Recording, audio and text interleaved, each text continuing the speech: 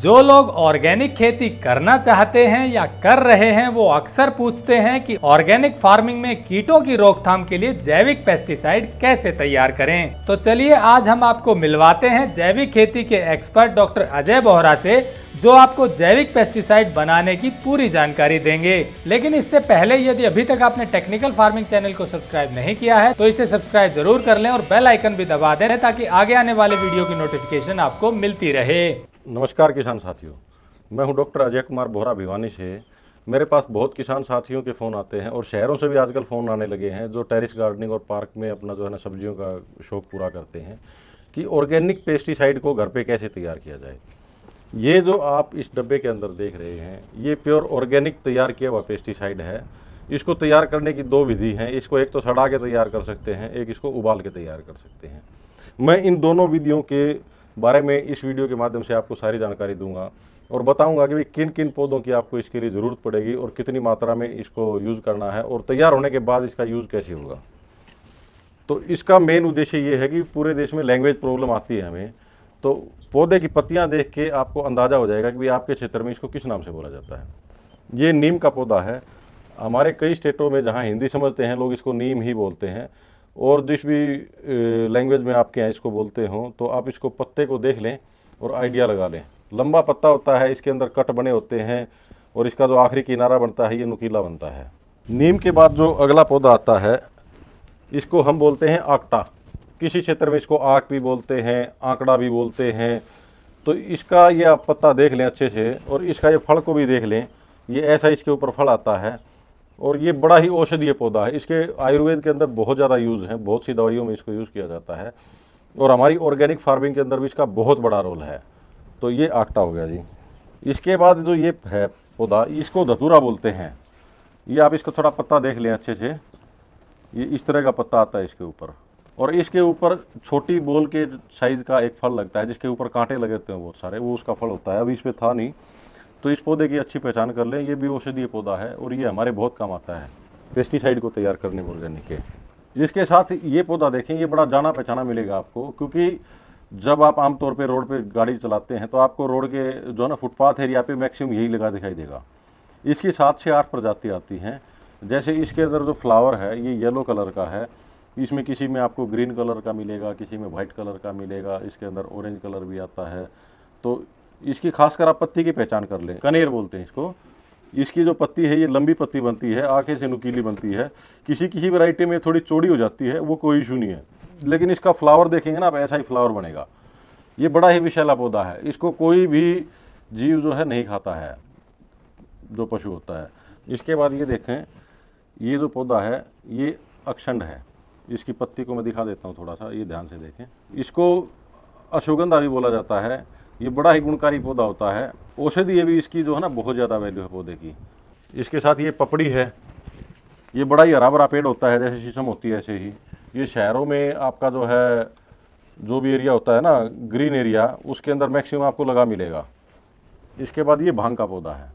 भांग एक बार ये जिस एरिया में होना शुरू हो जाता है वहाँ काफ़ी मात्रा में हो जाता है, तो ये इतना मुश्किल नहीं, बड़ा आसानी से मिल सकता है। वैसे तो इसका पत्ता जो है ना अपना देसी एक कागा रोटी होती है जिसको हम खा सकते हैं, उससे मिलता जुलता ही होता है। ये पौधा लंबा जाता है और काफ़ी मजबूत पौधा होता है। ये जहाँ उगता है ये घास वास को उगने बहुत ज़्यादा नहीं देता है, ये खुद फैलता जाता है। इसके साथ में घास है, जैसे इसके ऊपर ये फ्लावर आए हुए हैं। कुछ ये सूरजमुखी जैसा ही दिखता हुआ फ्लावर होता है, छोटे साइज़ का होता है। इसका भी हम प्रयोग कर सकते हैं। एक ये है पौधा, ये कांग्रेस घास बोलते हैं इसको। ये जितनी ज़्यादा गर्मी बढ़ती जाएगी उतना ये पौधा ग्रोथ करता जाएगा। इसको भी यूज़ कर सकते हैं। ये जो पौधा है ये सहजन का पौधा है। इसको ड्रम स्टिक भी बोलते हैं, मोरिंगा भी बोलते हैं, सुहांजना भी बोलते हैं। इसके बहुत सारे नाम हैं, क्षेत्र के हिसाब से अलग अलग हैं। जो हमारी शीशम होती है उससे मिलता जुलता इसका पत्ता होता है। धरती का सबसे औषधीय पौधा है और सबसे सॉफ्ट पौधा है और सबसे ज़्यादा ग्रोथ है। आपने अगर इसका बारिश के टाइम में बीज लगा दिया तो ये 3 महीने में 6 फुट का चला जाता है। तो ये इसकी मेडिसिनल वैल्यू बहुत ज़्यादा है। आपको आगे इसके बारे में जानकारी देंगे। जितने भी मैंने आपको पौधों के बारे में बताया है, इन पौधों का हम नॉर्मली तौर पर पेस्टिसाइड बनाने में प्रयोग करते हैं। और जो भी पौधा सामान्य तौर पर गऊ और बकरी नहीं खाते हैं उनको हम यूज़ कर सकते हैं। तो इन सब पौधों की मदद से हम पेस्टिसाइड तैयार कर सकते हैं। अब इसको तैयार करने की विधियां 2 हैं हमारे पास। अगर हमारे पास फसल इंस्टेंट तैयार नहीं है और हमें भविष्य में इन चीज़ों को यूज़ करना है तो हम इसको सड़ा के तैयार कर सकते हैं। आपने 200 लीटर का ड्रम ले लिया, वो चाहे लोहे का हो चाहे प्लास्टिक का हो, जो भी इजीली आपको अवेलेबल हो सके। उसके अंदर इन सारे पौधों की पत्तियों को बारीक बारीक काट के उनको ड्रम में डाल के जितनी मात्रा में भी आपको अवेलेबल हो उसको, जितनी मात्रा में उनको भर सको, उसको अप टू 75% 75% तक उसको इन पत्तियों से भर दें।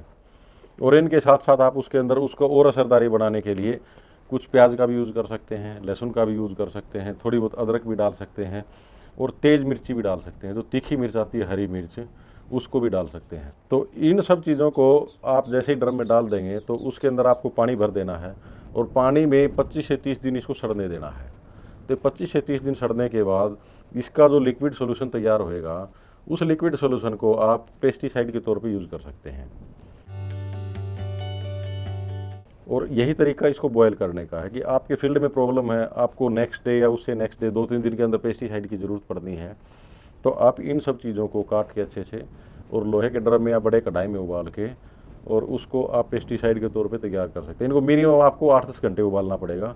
आप 2-3 घंटे उबाल के अगर यूँ सोचते हो कि पेस्टिसाइड तैयार हो जाएगा तो प्रॉब्लम रहेगी, इनका कस निकलने में टाइम लगेगा। तो अगर चटनी बना पाते हो तो और बढ़िया है, जिसमें शॉर्ट टाइम में तैयार करना है। जो इसको 25 से 30 दिन का प्रोसेस है जिसको तैयार करने का है, उसके अंदर सभी को अच्छे से ड्रम में डाल के पानी को भर के हमने छोड़ देना है। अगर किसी चीज़ से ढक सकते हो आप तो अच्छा है कि बाहर से कोई भी जीव उसके अंदर नहीं जाएगा। तो उनको सड़ने के बाद अच्छे से हिला के बाहर निकालिए, सॉलिड पार्ट को छोड़ दीजिए, छान के उसका लिक्विड निकाल लीजिए। उस लिक्विड को आपका मान लो स्प्रे का टैंक है 18 या 20 लीटर का, तो स्प्रे के टैंक में आप उसकी मात्रा 350-400 ml से शुरू करके देखें। क्योंकि इन पौधों के अंदर जो गुण हैं और जो आपकी फील्ड का पौधा है, आपके फील्ड के जो पौधा है उसके इम्यून पावर को आपको डाल के ही पता चलेगा कितना स्ट्रॉन्ग है। तो जैसे ही आप इसका यूज़ करेंगे 300 से 400 ml से शुरुआत करके देखें। रात के टाइम में आप स्प्रे कर दें, शाम के टाइम में कुछ एक पौधों के ऊपर डालें और उसका इफेक्ट आप धीरे धीरे बढ़ाएं। अगर आपको लगता है कि भाई जो आपके शत्रु कीट हैं उन पर कंट्रोल नहीं कर पा रहे हैं तो आप इसकी मात्रा को 2 लीटर 2.5 लीटर तक ले जा सकते हैं। लेकिन आप शुरुआती तौर पे मात्रा को बढ़ा के न डालें, क्योंकि उससे इसका बैड इफेक्ट भी आ सकता है कि मान लो पौधे के ऊपर आपने इसका डाल दिया, ये कंसंट्रेटेड पॉइजन है एक तरह से, तो ये अगर ज़्यादा मात्रा में चला जाता है तो पौधे पे उसका जो है ना पत्ते उसके मुरझा जाएंगे, पौधा जल भी सकता है। तो हमें इस चीज़ का थोड़ा सा कंट्रोल करके देखना है। अब इसकी मात्रा अगर आपका स्प्रे का टैंक 500 लीटर का है तो पहले प्रैक्टिकल करके देख ले एक दिन, उसके बाद इसकी मात्रा जैसे ही आपको लग जाएगी इस पर सेट हो रखी है, आप फसल के हिसाब से डाल सकते हैं। सब्जी का कोई छोटा पौधा है, बाड़ी का बड़ा पौधा है, नरमा के अंदर आपने धान के ऊपर स्प्रे करना है, आपने इसका जो है ना गन्ने की फसल पे स्प्रे करना है। देखिए 3 फसल सबसे मुख्य फसलें हैं आपका, एक तो धान है, एक कपास है, एक गन्ना है, जिनके अंदर मैक्सिमम पेस्टिसाइड की एंट्री करनी पड़ती है। बाकी चीज़ों पे कंट्रोल किया जा सकता है। इन फसलों को ऑर्गेनिक करने के लिए बहुत स्ट्रगल करना पड़ता है फार्मर को। तो इसकी मात्रा भी आपको अपनी फील्ड का डॉक्टर बनना पड़ेगा और इनकी मात्रा अपने फील्ड पे सेट करनी पड़ेगी कि किस स्टैंडर्ड पे आके आप कंट्रोल कर पा रहे हो शत्रु कीटों को, और उसी के हिसाब से इसकी मात्रा सेट कर सकते हैं। पानी की रेशो क्या बताई आपने? पानी की रेशो तो बाकी तो सारा पानी डलेगा जी उसके अंदर। आपने 300-400 ml से स्टार्ट करना है और आप 2 लीटर 2.5 लीटर तक जा सकते हैं। बाकी तो जो 16 लीटर या 20 लीटर का स्प्रे टैंक है उसमें बाकी तो पानी डलेगा और इसका जो है ना मिला के स्प्रे हो जाएगा। यही आपका जो उबालने वाला है विधि, उसका भी सेम स्टैंडर्ड है। उबलने और इसके सड़ने में फ़र्क यही है कि भाई अपने को इंस्टेंट चाहिए कोई चीज़ तो उबाल सकते हैं, और अगर अपने पास टाइम है तो इसको तैयार कर सकते हैं सड़ा के। और इसको तैयार करने के बाद ये एक्सपायरी नहीं है इसकी कोई भी, आप इसको प्रिजर्व करके रखें। किसी भी आपने बोतलों में डाल लिया, कैनी वगैरह में डाल लिया, साफ़ सुथरी कैनी लेके उसमें डाल लें और ज़रूरत के हिसाब से अपना यूज़ करते रहें। क्योंकि जिस टाइम पे ज़रूरत पड़नी है उस टाइम पे आप काम बहुत होते हैं फील्ड के अंदर, और जब फील्ड में फ्री होते हो, जैसे आजकल के दिन है हमारे पास समय बहुत है, तो उस टाइम पे हम इसको तैयार करके अपने आने वाले पूरे साल की, अगले 2 साल की एक बार में तैयार कर सकते हैं। बार बार हमें इसके लिए मेहनत करने की ज़रूरत नहीं है। मेरी एक रिक्वेस्ट है आप सभी से, जिस भी बर्तन में आप इसको तैयार करेंगे, चाहे वो प्लास्टिक का हो, चाहे लोहे का ड्रम हो, या फिर आपका कोई भी आपने कढ़ाई यूज़ कर रखी हो, उसको जीवन में कभी भी खाद्य पदार्थों में यूज़ नहीं करना है। आपने मान लो आज किसी बर्तन के अंदर, कढ़ाई के अंदर इसको उबाल लिया, इसको सड़ा के तैयार कर लिया, और आप उसके बाद 2 महीने बाद उसमें कोई भी खाने की चीज़ उसमें तैयार करने लग रहे हो, तो मेरी आपसे हम्बल रिक्वेस्ट है कि इस कंटेंट का असर उस बर्तन पे रहेगा, बहुत लंबे टाइम तक रहेगा। तो उसको प्लीज़ खाने में प्रयोग न करें, इसी चीज़ के लिए अलग से रख लें। आगे जब भी ज़रूरत हो तो उस बर्तन का आप दोबारा प्रयोग कर सकते हैं। जो आपने पेस्टिसाइड ऑर्गेनिक पेस्टिसाइड बताया है, ये किन किन फसलों पे क्या क्या बचाव करता है, क्या क्या काम आता है? देखिए, इसमें जो मुख्य बात है, जो भी फील्ड में हमारे कीट पतंगे होते हैं, जो शत्रु कीट हम जिनको मानते हैं, उन सभी पे असरदार है। बहुत अच्छा इसका इफेक्ट आता है और बहुत सारे हमारे पास व्यूज आते हैं फार्मर के, ये आपने बताया था डॉक्टर साहब, मैंने यूज़ किया है, इसका बड़ा अच्छा रिजल्ट आया है। और बात किन किन फसलों की करें तो सभी फसलों पे होता है। आप कोई भी फसल लगा लो, उस फसल के अंदर कीट पतंगे तो सभी तरह के आते ही हैं। हम इन चीज़ों का यूज़ करके उससे बचा सकते हैं। इससे दोनों ही तरह का असर होता है। कुछ एक कीटों को तो मार भी देता है, भाई आज आपने स्प्रे किया है तो अगले दिन हम देखते हैं कि पौधों के नीचे बहुत सारे कीट मरे हुए मिलते हैं। और कुछ एक इसकी फ्रेगनेंस के कारण आते भी नहीं हमारी फील्ड के अंदर, वो हमारे से दूर रहते हैं। तो यानी कि इंसेक्ट और पेस्ट दोनों चीज़ों में पौधों को बचाव के लिए ये ऑर्गेनिक पेस्टिसाइड काम करेगा, आपका ये कहना है? ये बिल्कुल है जी, और ये कई तरह की फंगस पे भी बड़ा असरदार काम करेगा। कुल मिला के हमारे पास ऑर्गेनिक फार्मिंग जब करते हैं ना, तो ऑर्गेनिक फार्मिंग सूक्ष्म जीवों की फार्मिंग है।